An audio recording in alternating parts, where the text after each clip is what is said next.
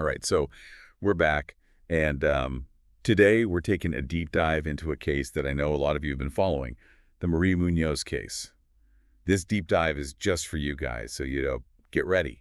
It's a wild one. Yeah, this case, it just pulls you in from the start. Yeah, and there's so many twists and turns, right? We're talking Laredo, Texas, 2020. Maria, a young mom, is found dead at home, and her husband, Joel Pellot, he's a nurse anesthetist, calls 911, claims it's a possible overdose, but something just feels off from the beginning. It really does. I mean, it's like you're putting together a puzzle, but some of the pieces just don't quite fit. Exactly. And that's what we're going to be looking at today. We're going to start with that 911 call, the initial investigation. It's early morning, September 22nd, when Officer De La Cruz gets that call, that frantic 911 call from Pellot. And when he arrives, he finds Pellot performing CPR on Maria. And right away, the officer starts noticing things that aren't adding up. Like what? What were some of the red flags? Well, Pellot was sweating like crazy, which, given the situation, it seemed pretty strange to the officer. And he said that Maria might have overdosed on clonazepam, but the pill container, the one that Pellot handed to De La Cruz, it vanished. And then it reappeared later when they asked about it. So it's like he forgot that he was supposed to have it in the first place. Right. Exactly. And then, on top of the sweating and the missing pill container that reappears, there's also a needle catheter on the stairs. You could almost feel Officer De La Cruz getting more and more suspicious. Oh, absolutely. All those details immediately cast doubt on Pellot's story, right? I mean, police officers, they're trained to observe everything. And even these tiny little inconsistencies, they can often point to a much bigger problem with what someone's telling them. Right. And then Sergeant Mata, the lead investigator, he arrives. And during that interrogation, Pellot's story, it starts to fall apart even more. Yeah. Pellot, he keeps giving these statements that just contradict each other, and he has trouble remembering really basic details. For instance, he says he took a 10-minute shower while Maria was supposedly asleep, but the bathroom, it's completely dry. So that right there, that one detail makes you question, what was he really doing during those critical moments? Right. It's like he thought about some parts of the story, but he totally missed others. And then, to add to this suspicion, they find syringes and IV equipment. Pellot tries to explain it away as stuff for his own steroid use. But come on, for a trained medical professional, that excuse is pretty weak. I know, right? And that's exactly the point the investigators latch onto. Pellot, with his medical background, he would know how serious it is to have that kind of equipment just lying around, especially when there's a possible overdose involved. It just doesn't make sense. So we've got a suspicious death, a husband whose story's changing, medical equipment that doesn't really fit the picture. It sounds like something straight out of a true crime show. But then there's another twist, and that's where Janet Arredondo comes in. And, you probably remember all the online discussions about this part of the case. This is where things get really interesting. Yeah, Janet Arredondo, she was Pellot's mistress. Wow. And friends, they'd noticed changes in Pellot. He lost weight, gained muscle, was flirting more. Even his social media presence was different. He'd even taken Arredondo on several trips to Europe. And then imagine finding out about the affair just like that because you stumble across a plane ticket. That's rough. No wonder Maria became so depressed. She got prescribed medication and started keeping journals to try to deal with everything. A lot of people online criticize Maria for staying in the relationship, but honestly, you can't judge someone's choices without knowing what their situation was really like. Leaving a relationship, it's never easy. I agree with you. It's just impossible to judge Marie's decisions. She was dealing with so much betrayal, heartbreak, and she still desperately wanted to fix her marriage. And those journals she kept, they give us a glimpse into what she was feeling. They actually become super important evidence in the case. Right. And when you read them, it becomes so clear how the power dynamic in that relationship worked. Marie writes about wanting her husband to change, wanting to be more in control.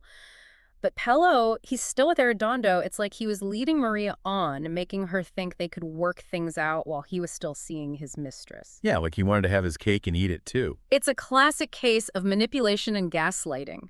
Pellot's actions and his words just didn't match up. And that leaves Maria feeling confused, lost, and powerless. And then all of this tension blows up in a confrontation at Arredondo's house. He was even caught on a doorbell camera. And Maria, she gives Pellot this really emotional ultimatum. This feels like a turning point in the case. It definitely is. You can see how desperate Maria is. She wants Pellot to choose her, their family. And the thing is, how does Pellot react? No remorse. He doesn't try to comfort her. He just gets furious. I know. And Maria told a friend that Pellot even punched the windshield of his car during that fight. That kind of anger, that aggression, it's pretty scary. It's definitely a red flag, especially considering what happens later.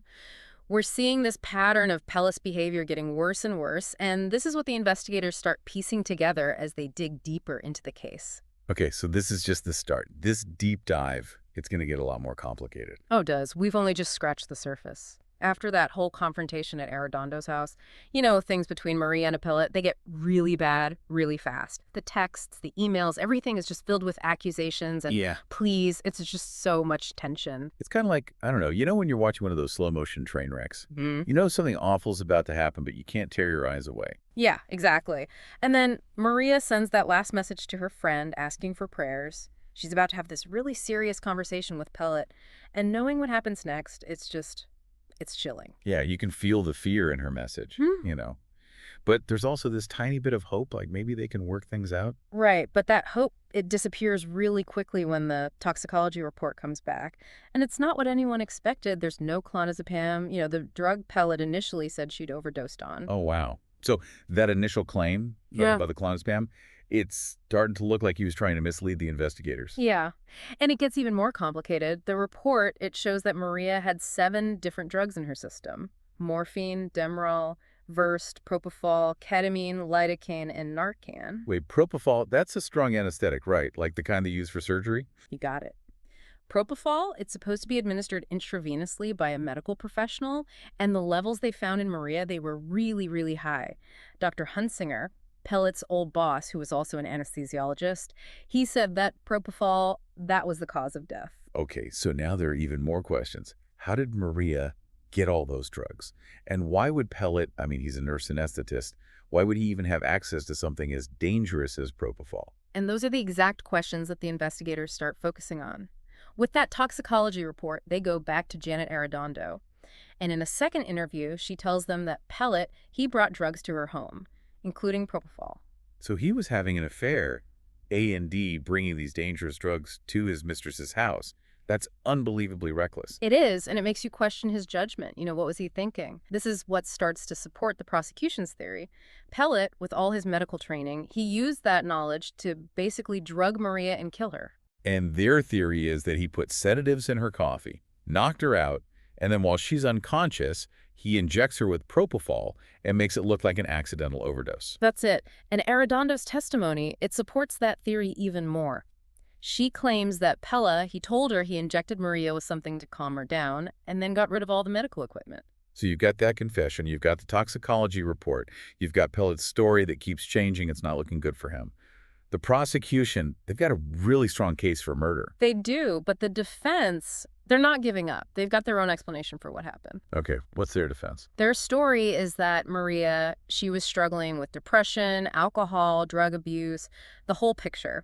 And they're saying that her death, it was a tragic accident, a result of her own problems, not some planned murder. So they're basically blaming Maria, saying Yeah. she's the reason she died. Kind of. They're arguing that her alleged substance abuse could have played a part, and that Pellot, what he did, he was trying to help her, to save her, not hurt her. They use the fact that they found Narcan, which is used to reverse opioid overdoses, as evidence that Pellot was trying to revive her. That's interesting, but wouldn't Pellot, I mean, he's an anesthesiologist, wouldn't he know that Narcan, it doesn't work for a propofol overdose? Right. The defense, they're trying to be clever, but it doesn't really hold up. The prosecution, they shoot that down right away. They say the Narcan, it doesn't matter because the propofol, that was the real cause of death. And you can't forget about those really high levels of propofol in Maria's system. Doesn't really seem like an accident, does it? It doesn't, and the prosecution, they make sure everyone remembers that. Those levels, plus Pella's medical knowledge, it all points to intentional poisoning. So it's a battle of two stories.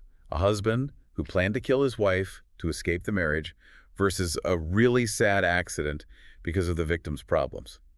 It's up to the jury to decide what they believe. And the courtroom, it becomes this place where they fight over what really happened.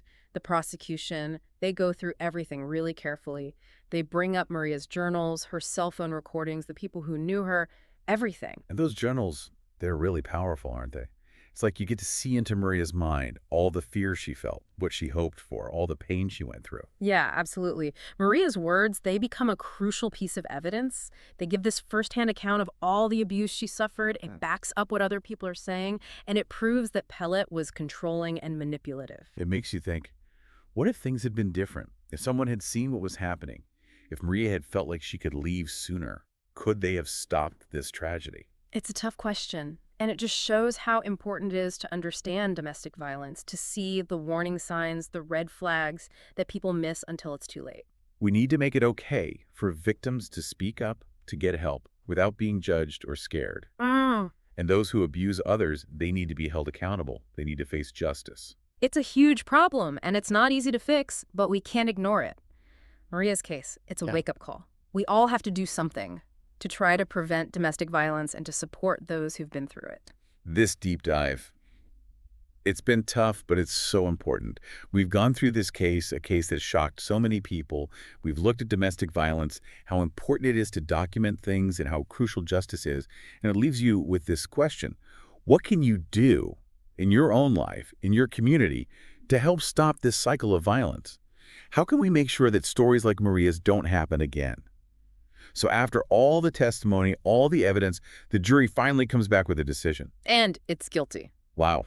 Guilty on both counts. Murder and tampering with evidence. They didn't take long to decide. It was pretty clear-cut, which just shows how strong the prosecution's case was. Yeah, it's a win, for Maria, for all the people who fought to get her justice. But it's also a really sad reminder of how awful domestic violence is, even when it's hidden, even when it looks like something else. It is. This case, it's like peeling back layers and layers. Everything looks normal on the surface, but underneath there's this whole world of control, manipulation, and violence. And it shows us that abuse, it's not always something you can see, like bruises. Maria's story, it tells us that the damage can go so much deeper. Yeah, and those hidden scars, they make these cases so hard to prove. If you don't have clear evidence, it's just one person's word against another's. But Maria, she had those journals, those recordings she made, and those became her voice, her way of showing everyone what she was going through. And that's such an important point. Maria's own words, the way she documented the abuse, it was crucial in getting that guilty verdict. It backed up everything else, and it really showed how controlling and manipulative Pellot was. It really makes you think, what if things had been different? What if someone had noticed? What if Maria had felt like she could have left sooner? Could this have been prevented? It's a question we all asked, right? And it shows us why it's so important to understand domestic violence, to be able to spot those early warning signs from things that people often miss until it's too late. Exactly. And we have to create a world where victims feel safe to come forward, to ask for help without feeling ashamed or scared. And those who abuse others, they need to be held responsible for what they do. It's a big problem with no easy answers, but we have to face it. Maria's case, it's a wake-up call. We all have to do something to stop domestic violence, to support those who've been through it.